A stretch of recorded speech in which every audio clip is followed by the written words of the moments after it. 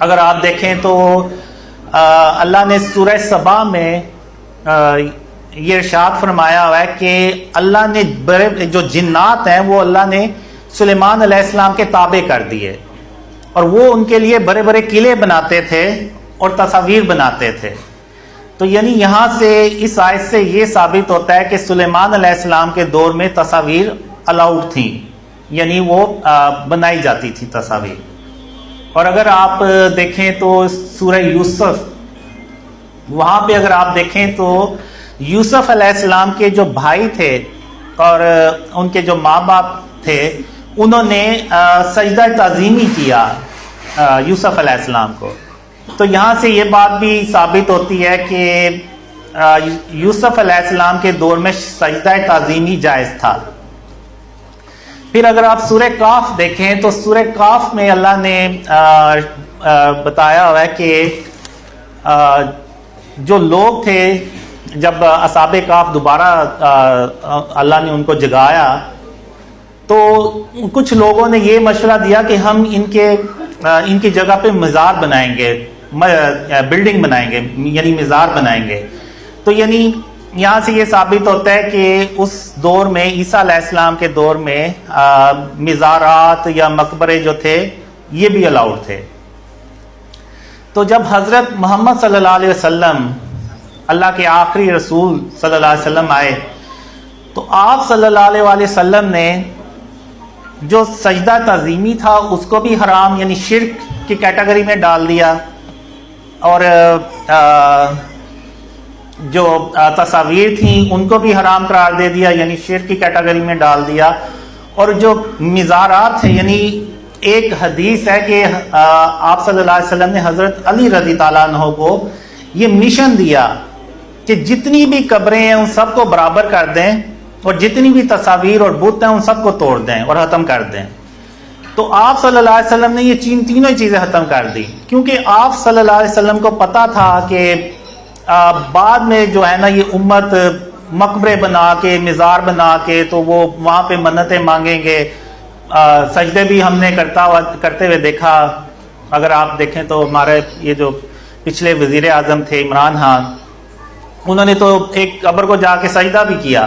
اگر وہ قبریں ساری ہم آپ صلی اللہ علیہ وسلم کی سنت پہ اور حکم پہ عمل کرتے تو ساری قبریں برابر ہونی تھی، کوئی مقبرہ نہیں تھا نا، اور نہ مقبرہ ہوتا نہ یہ سجدے کرتے۔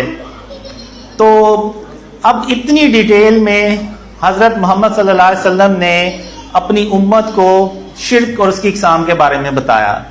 اب چونکہ آج ماڈرن دور ہے تو ماڈرن فارم آف شرک ہے یہ جو آپ بڑے بڑے بورڈ دیکھتے ہیں، ایون ڈیکوریشن پیسز دیکھتے ہیں ہم، یعنی اپنے گھروں میں بھی آپ دیکھتے ہیں اکثر لوگوں نے رکھے ہوتے ہیں جس پہ وہ جانوروں کی تصویریں ہوتی ہیں یا کچھ اور بنے ہوتے ہیں چیزیں، تو وہ بیسیکلی ہے تو وہ بت ہی، اور بہت سے لوگوں نے سیلیبریٹیز کی تصاویر بھی لگائی ہوئی ہیں۔ تو یہ ساری چیزیں جو ہے نا یہ فارم آف شرک ہیں، اور یہی وہ چیزیں ہیں جس سے آپ صلی اللہ علیہ وسلم نے اپنی امت کو منع فرمایا۔ اور ایک حدیث میں ہے کہ جس گھر میں تصویر ہوگی اس گھر میں اللہ کی رحمت کے فرشتے نہیں آئیں گے۔ اگر آپ یوٹیوب پہ جا کے سرچ کریں تو بہت سے لوگ آپ کو کافی مل جائیں گے جنہوں نے اپنے جسموں پہ ٹیٹوز بنائے ہوئے ہیں، اور وہ مکہ اور مدینہ میں حج اور عمرہ کر رہے ہیں، تو ان کے جسموں پہ وہ تصویریں بنی ہیں۔ اگر آپ اس حدیث کو دیکھیں تو آپ کو سمجھ لگ جائے گی کہ ہماری دعائیں کیوں نہیں قبول ہوتی۔ جب اللہ کی رحمت کے فرشتے ہی نہیں آئیں گے تو ہماری دعائیں بھی کیسے قبول ہوں گی؟ تو جو کنیکشن ہے وہی ٹوٹا ہوا ہے، تو وہ کیسے ہماری دعائیں جو ہے نا وہ قبول ہوں گی؟ تو اب یہ چیز بنی کہ اللہ نے، یعنی اللہ جو ہے نا وہ محمد صلی اللہ علیہ وسلم سے بہت زیادہ خوش ہوا، اور شرک کے بارے میں اللہ نے ارشاد فرمایا ہوا ہے، قرآن میں جگہ جگہ ارشاد فرمایا ہوا ہے، اور سورہ لقمان میں اللہ نے ارشاد فرمایا کہ شرک تو سب سے بڑا ظلم ہے، ان الشرک لظلم عظیم۔ اور ایک قرآن میں اور جگہ اللہ نے ارشاد فرمایا کہ جو شرک کرتا ہے وہ، جس نے شرک کیا اس نے گویا اپنی جان پہ ظلم کیا۔ تو اگر ہم اینڈ آف ٹائم سے ریلیٹڈ احادیث پڑھیں تو ان میں یہ لکھا ہوا ہے واضح طور پہ کہ قریب قیامت کے جو دنیا ہے نا وہ پوری شرک سے یہ ظلم سے بھر چکی ہوگی. تو ابھی کچھ دن پہلے ہم لاہور میں ایک میٹنگ کر رہے تھے, تو وہاں پہ مبشر صاحب ہیں, اگر میں غلط بھول نہیں رہا ان کا نام, تو انہوں نے یہ بات بتائی کہ جو شرک ہے وہ بیسیکلی ظلم ہے, اور وہ جو ظلم یعنی جس چیز کا وہ احادیث میں ذکر کیا گیا ہے تو وہ یہی ظلم ہے کہ وہ جو ظلم ہے نا وہ پوری دنیا میں اگر آپ دیکھیں تو پوری دنیا میں اس وقت پھیلا ہوا ہے. یعنی جو شرک ہے نا وہ پوری دنیا میں پھیلا ہوا ہے. آپ دیکھ لیں ایون مسلمان ملکوں میں دیکھ لیں, آپ بڑے بڑے بورڈز نظر آئیں گے, آپ کسی بھی ہاؤسنگ سوسائٹی میں چلے جائیں آپ کو وہاں پہ بت نظر آئیں گے پڑے ہوئے. ایون آپ کپڑوں کی دکانوں پہ چلے جائیں وہاں پہ آپ کو بت نظر آئیں گے, اور یہ وہی بت ہیں جو حضرت ابراہیم علیہ السلام نے, ایسے ہی بت تھے وہ بھی جو حضرت ابراہیم علیہ السلام نے توڑے, جو محمد صلی اللہ علیہ وسلم نے فتح مکہ پہ توڑے. تو وہ بس شکلوں میں فرق ہے, سائز میں فرق ہے, یا مٹیریل کا فرق ہوگا, باقی وہ بھی بت ہیں یہ بھی بت ہیں, وہ بھی بجان تھے یہ بھی بجان ہیں. تو آج ہم نے یہ جو شرک ہے نا یہ پوری دنیا میں پھیلایا ہوا ہے, اور یہ پوری دنیا جو ہے نا اس وقت شرک سے ظلم سے بھری ہوئی ہے. اور ہم یہ سمجھتے تھے کہ شاید وہ جو ظلم ہے وہ انسانوں پہ ہوگا یا بچوں پہ یا اس طرح سے کچھ ہوگا, لیکن بیسیکلی جو وہ شرک ہے نا وہ ظلم ہے, وہ پوری دنیا میں پھیلا ہوا ہے.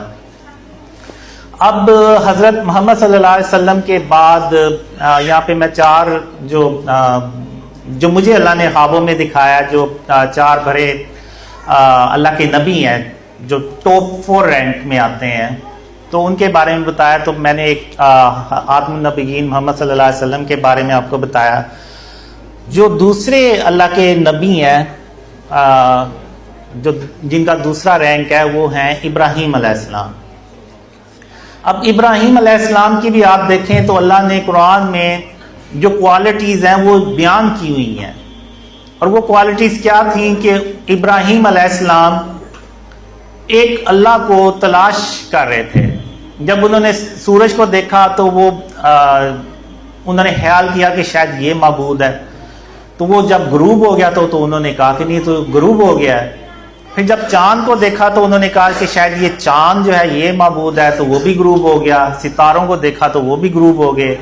تو پھر ابراہیم علیہ السلام نے کہا کہ اگر میرے پروردگار نے مجھے سیدھا رستہ نہ دکھایا تو میں بھٹک جاؤں گا. تو پھر اللہ نے ان پہ وحی نازل کی, اور پھر اگر آپ دیکھیں تو وہ اپنے دور کے سب سے ظالم بادشاہ کے پاس گئے, نمرود کے پاس گئے, اور اس کو توحید کی دعوت دی.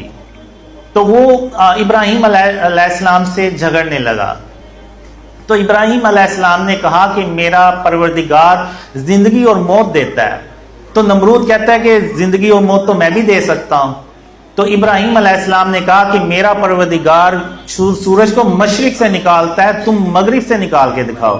تو وہاں پہ وہ ہکا بکا رہ گیا, اور باوجود اس کے کہ اس نے کھلی نشانیاں دیکھ لیں لیکن پھر بھی وہ نہیں مانا.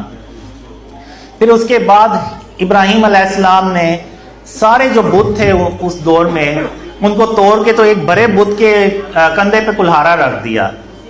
تو جب لوگ آئے تو انہوں نے دیکھا کہ یہ سارے بت ٹوٹے ہوئے ہیں اور ایک بڑا بت بچا ہوا ہے, اس کے کلہارا پڑا ہوا ہے. تو انہیں پتہ چل گیا کہ یہ کام ابراہیم علیہ السلام نے کیا ہے. تو جب ابراہیم علیہ السلام سے پوچھا گیا تو ابراہیم علیہ السلام نے کہا کہ جو بڑا بت ہے آپ اس سے پوچھیں, اس کے سامنے سب کچھ ہوا ہے. تو اس نے کیوں نہیں بتایا, یہ اس سے پوچھیں, آپ اس کو پتا ہوگا. تو انہوں نے کہا یہ تو ان کافروں نے کہا یہ تو بے جان ہے, یہ تو بت ہے, یہ کیسے بولے گا. تو پھر ابراہیم علیہ السلام نے کہا کہ پھر تم سوچتے کیوں نہیں ہو, جب یہ تمہیں نہ کوئی فائدہ دے سکتا ہے کوئی نقصان دے سکتا ہے تو پھر تم اس کی پوجا کیوں کرتے ہو. تو وہ بجائے اس کے کہ سمجھتے وہ ابراہیم علیہ السلام پہ اور غصے ہوئے, اور یہاں تک کہ ابراہیم علیہ السلام کو آگ میں ڈال دیا. تو آپ اللہ کی شان دیکھیں کہ وہ اللہ نے اس آگ کو کہا کہ ابراہیم علیہ السلام پر سلامتی والی بن جا, تو وہ سلامتی والی بن گئی, یعنی ابراہیم علیہ السلام پر وہ آگ ٹھنڈی ہو گئی.